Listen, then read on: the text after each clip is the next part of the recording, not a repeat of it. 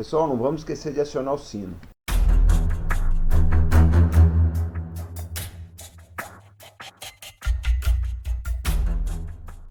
Olá, combatentes do canal Arte da Guerra. A tecnologia militar, ela é muito mutável. Ela se transforma rapidamente. Aquilo que é novo hoje pode ficar desatualizado em poucos anos, às vezes em questão de mês. Na Segunda Guerra Mundial acontecia muito isso. Então é importantíssimo que o profissional que vai militar nessa área, ele esteja sempre frequentando palestras, simpósios, congressos. Eu particularmente recomendo o seguinte, é uma filosofia que eu procuro adotar. Pelo menos uma vez a cada 2 meses vocês comparecerem a um evento desse tipo. E é com base nessa premissa que nós estivemos essa semana na Inovadef, que é um evento de inovação, tecnologia e oportunidades de negócio na indústria brasileira de defesa. O evento foi patrocinado pela OpenCAD e o Sindicato das Indústrias de Material de Defesa. E o que nós vimos lá vai interessar muito aos nossos assinantes. Dentre os diversos assuntos tratados, eu selecionei o offset do programa de helicópteros Mi-35, o Sabre da FAB, que é o que vocês vão ver hoje. Acompanhe conosco. Vamos definir offset. É toda e qualquer prática compensatória aprovada entre as partes como condição para a importação de bens e serviços na intenção de gerar benefício de natureza tecnológica, industrial e comercial. É uma ação de governo, são compras de governos. A Força Aérea Brasileira enxerga essas contrapartidas como estratégicas devido aos motivos que eu vou elencar a seguir no vídeo. Primeiro, porque as offset nos oferecem oportunidades de nacionalização de produtos, processos e insumos. Ela também contribui para o fortalecimento da indústria e ampliação da qualidade do parque fabril. E gera novas oportunidades de mercado na medida que amplia o leque de exportações. As demandas decorrentes de offset também impactam positivamente a capacitação de recursos humanos no Brasil. Como decorrência, a modernização de métodos e processos otimiza nossa capacidade tecnológica. E lógico, não podemos nos esquecer que um dos seus impactos mais positivos para a economia é a ampliação do mercado de trabalho através da criação de empregos diretos e indiretos.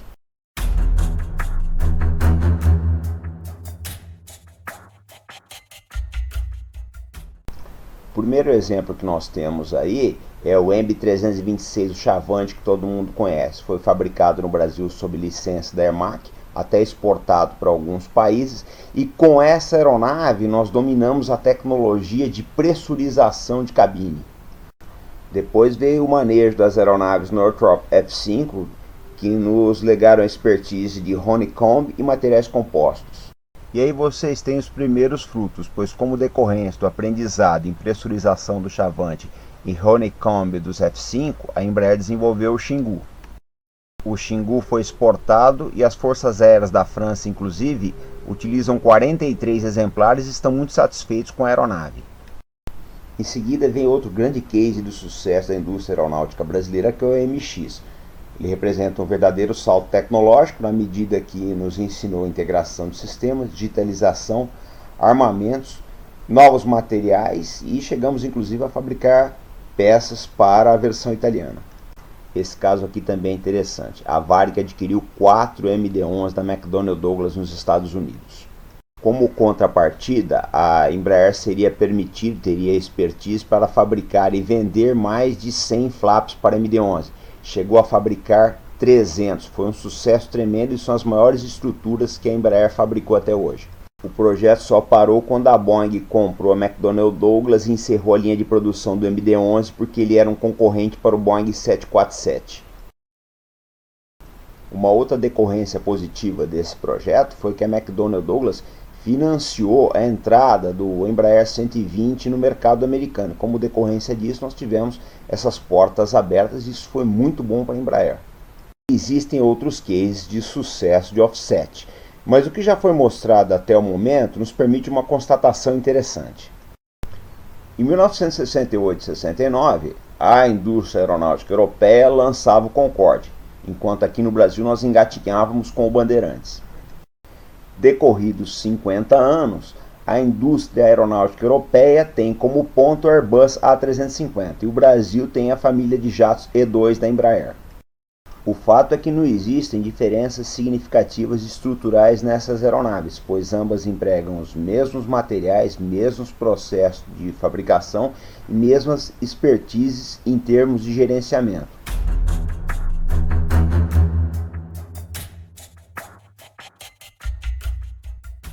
No ano de 2008, a Força Aérea Brasileira firmou um contrato de aquisição de helicópteros de ataque Mi-35M.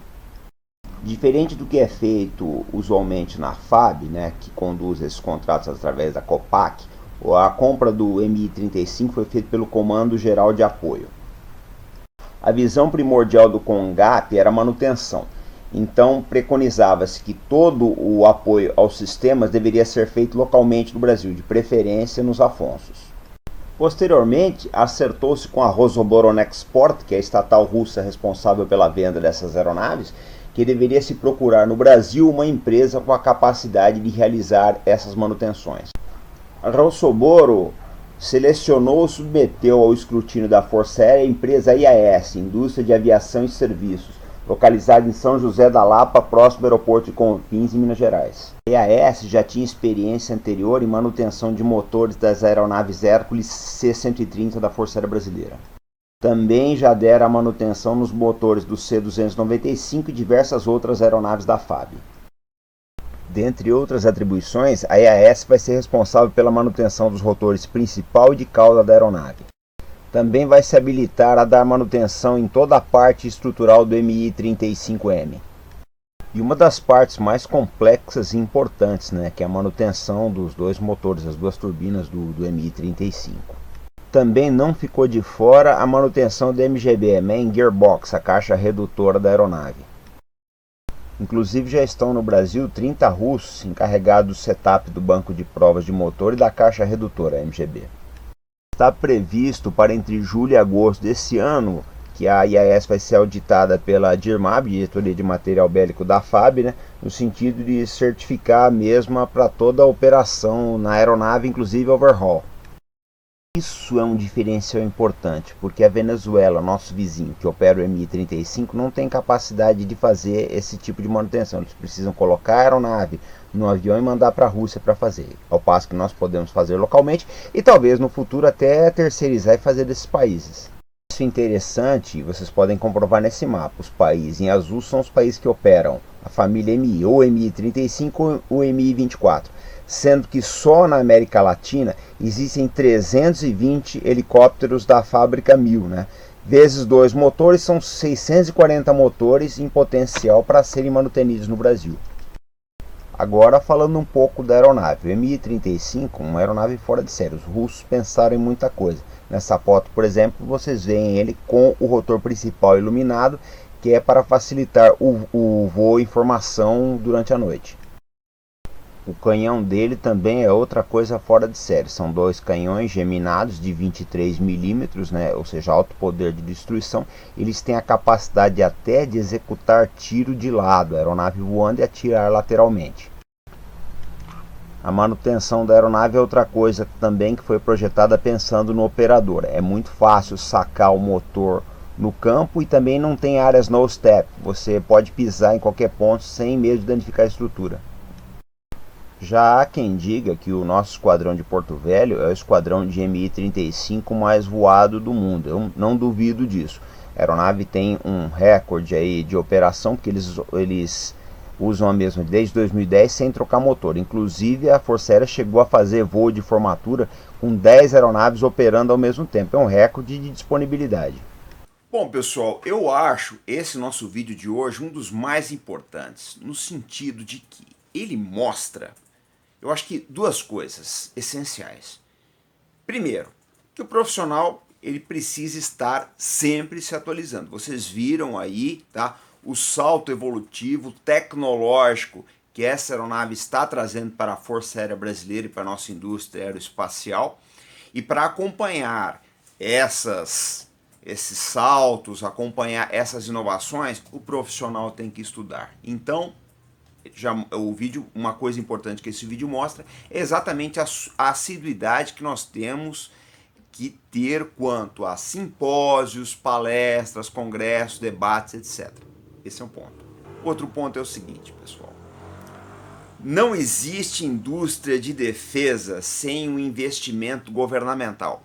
Qualquer país do mundo que tenha uma indústria de defesa forte, que é o caso dos Estados Unidos, França, Inglaterra, Rússia, China e outros países aí que vocês podem estudar aí e ver na internet, eles têm por trás um governo que ou financia ou adquire esses produtos e com isso sustenta a indústria. Porque se isso não acontecer, a indústria fenece, porque ela precisa vender para poder se sustentar. Ou ela vai precisar de subsídios, de investimento governamental, tá, para se manter no mercado. A competitividade, ela só vem através de insumo financeiro, não há dúvidas disso. Por quê? Porque através ou de grandes vendas ou do investimento governamental, você consegue tornar o seu produto atrativo para o mercado. Então eu acho que debates como esse que o OpenCAD promoveu precisam acontecer com uma frequência maior na sociedade brasileira para que nós nos conscientizemos do custo da defesa e da necessidade dos nossos sucessivos governos investirem na mesma. Por que eu estou dizendo isso? Em 1980, na década de 80, nós tínhamos um parque de defesa sensacional. Estava aí a Ingesa, diversas outras empresas aí. Tínhamos o programa das fragatas, da Marinha, depois tivemos o programa dos submarinos. Todos esses programas, infelizmente, acabaram perecendo por falta de atenção de sucessivos governos. Qual a conclusão que nós chegamos com isso?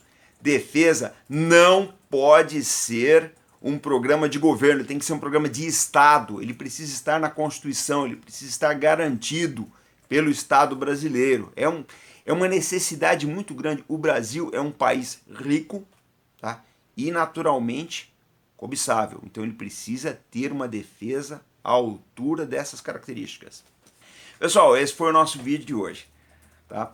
Essa semana nós estamos voltando com muitas novidades aí, tá? Exército, Marinha, Força Aérea. Escrevam para o canal Arte da Guerra, comentem, tá? É muito importante os comentários de vocês, eu me atento muito a esses comentários, ok? Então escrevam para cá, nós temos uma preocupação muito grande com o nosso assinante. Vocês são a coisa mais importante, o insumo mais importante do canal Arte da Guerra é o nosso assinante. Então, até o nosso próximo vídeo. Como sempre, pessoal, fé no Brasil, ok? O Brasil é um país que ainda vai viver momentos muito grandes, muito bonitos. A nossa história demonstra isso. É um país que sempre teve pessoas fora de série. Nós temos um povo maravilhoso e eu acredito que nós vamos rumo a dias melhores. Eu acredito e isso faz parte da filosofia do nosso canal, dentro daquele nosso tripé, que é a responsabilidade, compromisso e fé no Brasil. Até o nosso próximo vídeo, pessoal.